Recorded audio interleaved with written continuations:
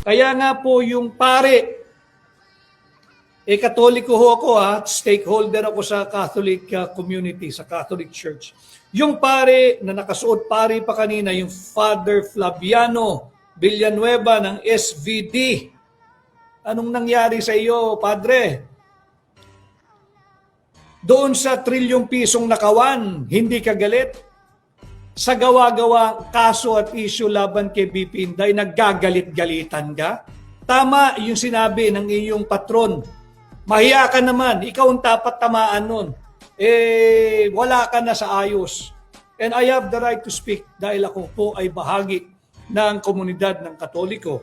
At nagsuot pari ka pa, so may karapatan akong pumuna din sa'yo. Dahil ipokrito yung iyong pag-aakto kanina, na galit ka sa korupsyon, sinabi na ng COA na wala nga.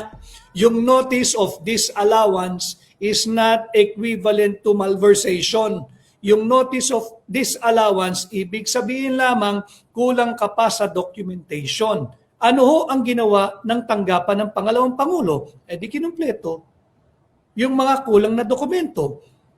Sa tanging OVP lamang ho ba ang nakakatanggap ng notice of disallowance? Hindi. Normal po iyan sa lahat ng tanggapan hanggang barangay level. Yung notice of disallowance, 5-5 po iyan pag ikay na sa gobyerno. Normal po iyan. Ang abnormal, pag hindi mo kayang tupdin yung kaukulang documentation na hinihingi ng Commission on Audit. Yun ang problema ngayon ng mga sangkot that goes all the way to the top dito sa Flood Control Fund anomaly, sa flood control ghost projects at yung substandard na flood control or flood mitigation projects. Karoon ay hindi ka mangangamba. Yun lang ha, ang talagang isang problema roon ay yung traffic. Okay. Bagkat umuunlad yung national road naman na masikip, hindi naman po yun kasalanan ng lungsod. Sapagkat yun ay national road at ang may responsibilidad doon ay ang DPWH. Kasi sa halip na laparan yung kalye ay nilalagay sa ghost flood control projects. Yun ang mabigat dito sa ating pamahalaan. Okay. And speaking of flood control projects, alam nyo, mapakaganda nitong discussion ng ating kasamang si Cathy Binag. Kilala mo si Cathy Binag? Yes. Di ba? Mabalik tayo, mabalik tuloy. Mabalik tayo doon sa issue ng drug use. Hindi ko sinasabing totoo ito. Hindi ako namimintang. Wala ako sa posisyong mamintang wala akong personal na kaalaman. Ngunit, natatandaan nyo, noong rally, noong November, 16 ba yun? Yes. 16, ano? 16. Noong nagsalita si Senator Amy Marcos na siyang kapatid, siyempre, alam naman natin lahat yan, ng ating Pangulo na sinabi niyang gumagamit ng ipinagbabawal na droga ang Pangulo, natandaan ko itong si Cathy Binag. Andun din siya. Saan? Doon. Sa Malacanang noong gumagamit ng droga? Hindi po, sa sa grandstand. Oo, ang ganda-ganda pala niya. Oo naman, siyempre. At maganda yung mga sinasabi niya. Anyway, mabalik kay Cathy Binag. Di ba, sinabi na niya yan publicly sa isang party, ay inalok siya ni First Lady. Di ba sabi pa nga, you want? Oh. Di ba? Nabasa natin lahat yan, you want? Anyway, mabalik tayo kay Cathy Binag. Maganda yung kanyang discussion kasi ang dami-dami ngayong mga naratiba ang pinapalabas ng mga apologist, yung mga nagdidepensa sa palasyo. Yung ginawa ni Pangulong Marcos sa sinabing, mahiya naman kayo. Pagkatapos ay pinaimbisigahan niya yung flood control. Ang ibig sabihin daw noon ay walang kinalaman si Pangulong Marcos. Yes. Sa iba naman, including this representation, ay nagsasabing mukhang mabubuking na kasi kaya inunahan na niya para mukha siyang walang kasalanan. Ngunit, sabi ni Binibining Cathy Binag, Opo. kung Ang iyong susuriin, and I totally agree with her kasi ito nga yung lagi nating dinidiscuss dito, di ba, sa programa, Yes. na etong flood control ay hindi may iwasan na magkaroon ng dugo sa kamay ng Pangulong Marcos. So to speak, he cannot escape having blood on his hands sapagkat nilagdaan niya yung General Appropriations Act. Okay. Yes. Ito yung magandang discussion na distill dito sa ginawa nitong may akda. Kung bakit hindi maaaring tumakas si Pangulong Marcos dito sa flood control. Alam nyo, sinasabi nila, hindi ba kayo maka-move on sa flood control? Hindi po kami makaka-move on eh. Sabi nga ng isang reporter di ba? Opo. Di ba, sinabi ni Claire Castro, di ba? Pabayaan mo na yon yung kay Lucas Bersamin. Sabi niya, hindi po namin pwedeng pabayaan. Oh, eto po, hindi natin pwedeng pabayaan. Sabagat ito ang pinakamalaking pagnanakaw sa kasaysayan ng Pilipinas. Yan. Okay. Unang-una, eto, actually, na-discuss natin lahat ito, pero maganda ang kanyang pagka-summarize. Okay. Madaling maunawaan. Unang-una, di ba, sinabi natin yan, in-explain natin yan. Yes. Yung line item veto. Ang line item veto ay pwede lamang sa General Appropriations Act. Yung ibang pieces of legislation ay take it or leave it. Gusto mo, pirmahan mo. Ayaw mo, wag mong pirmahan. Wag mong pirmahan. Oo, i-veto mo, 'di ba? Oo, pag vinito mo, babalik yan sa lehislatura, pwedeng i-override ang veto mo. But that's of course another story. Apo. Ibig sabihin, ayaw mong maging batas itong panukalang batas na ito ng lehislatura. Yun ang check and balance. Ngunit, etong GAA, di ba pinagmalaki pa ng Pangulo? Yeah. Sabi niya, I'm giving you a run for your money. Di ba sabi? Binasa ko yung mahigit 4,000 pahina ng GAA. Oh. Ngunit, bakit hindi niya vinito yung sinabi niyang mga items doon sa under the definition ng mahiya naman kayo. Oh. Di ba? Nakita mo na pala eh. Unless nagsisinungaling ang Pangulo. Hindi niya binasa, di ba? Na-overlook. Hindi pwede yun. Sana hindi na niya pinagmalaki. O pinagmalaki pa niya, di binabalik sa kanya tuloy ngayon, di ba? Yan yung problema. Ano ba yung nagtatawanan dyan? Sabot, nagliligawan na yata yung staff natin dyan, no? Anyway, napansin ko lang naman eh. Parang maganda yung mga ngiti ng mga staff natin doon eh. Nagliligawan na ba kayo dyan? Tayo di namin siya. Anyway, so, ang vinito niya, nag-veto naman siya. Opo. Kaya lang, konti lamang, billion din ang vinito niya, pero kumpara sa laki nung mga insertions, wala, gakulangot lamang, so to speak. Yan ang unang-unang na-miss ng Pangulo. Opo. Hindi niya tinake yung opportunity na gamitin yung power niya for line veto, which is one of the checks of the executive sa budget na isinumite ng lehislatura. Bakit hindi niya ginamit? Bakit pinirmahan niya? Nakita na niyang flood control. O, di ba? Ibig sabihin, pag pumirma ka, payag ka. Halimbawa, binigyan kita ng deed of sale. Binebenta mo sa akin itong cup na ito. Opo. O, pumirma ka, payag ka, di ba? Opo. O, ganun ka simple. In other words, okay. mali yung bumulong. Ang kitang-kita naman niya, kasi hindi niya pwedeng sabihin hindi niya nakita, no? Oh. Kasi siya yung nag-prepare ng National Expenditure Program. Galing sa executive yun, galing sa Malacanang yun eh, di ba? Opo. Oh, yung imposible, kasi sinabi niya, inamin niya, binasa niya yung 4,000 pages. Opo. Imposibleng hindi niya nakita na yung 281 billion na unprogrammed appropriations ay naging 731 billion. Imposible hindi niya nakita. Binasa niya, sabi niya eh. O, sinabi niya. O, lumaki ng 450-something billion yung binigay niya. Opo. Yung hiningi niya. O, hindi lang ibinigay sa kanya, hiningi niya, nilakihan pa ng doble-doble. Biro mo, 281 billion, naging Yun ang 731 billion. Mas malaki pa yung dinagdag kesa ron sa hiningi niya, mas more than double. Oh, Yan. di ba? Oh. Okay. Isa pa, yung program appropriations na naman. Etong unprogrammed appropriations, standby yan eh. Opo. Standby. Bakit? Ating i-discuss yan. Halimbawa, ikaw ay anak ko at humingi ka ng budget, tay, may debu ako eh. Pwede bang humingi ng budget ng 50,000? Okay. Magpapaparty ako. Okay. Sige. 50,000. Bibigyan kita ng, wag, debu naman yan eh. Special occasion yan. Bibigyan kita ng 70,000. Aba, dinagdagan. Pero, yung 20,000 na sobra ay, halimbawa, ang debu mo ay Marso, ngayon ka palang humihingi sa akin. Opo. 70,000 on one condition.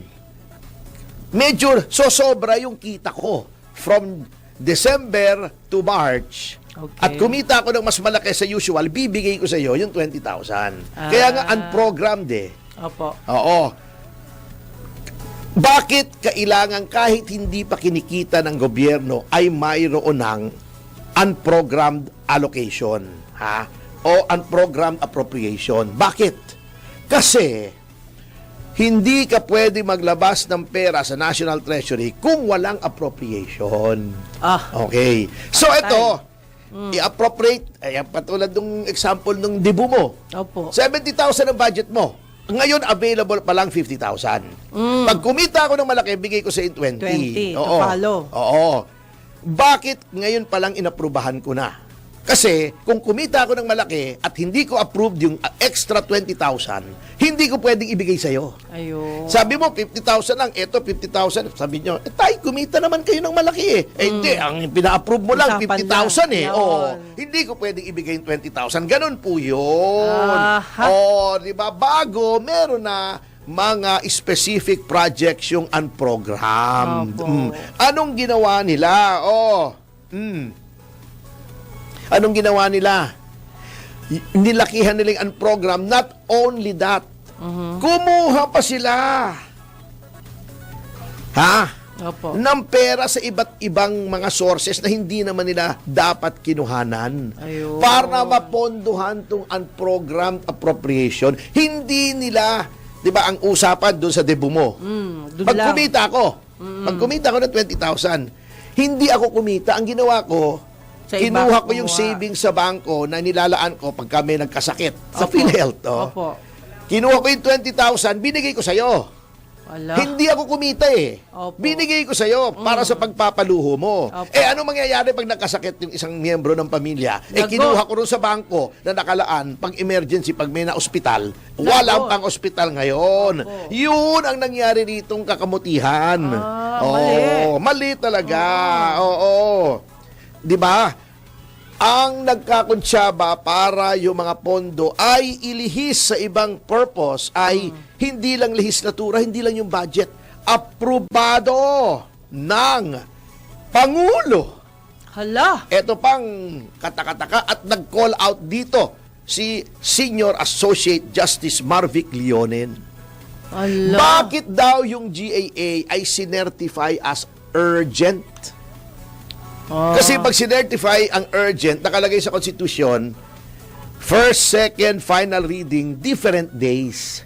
Yes. Bakit iba't ibang araw inlagay sa Constitution kung ikaw ay magre-reading? First reading,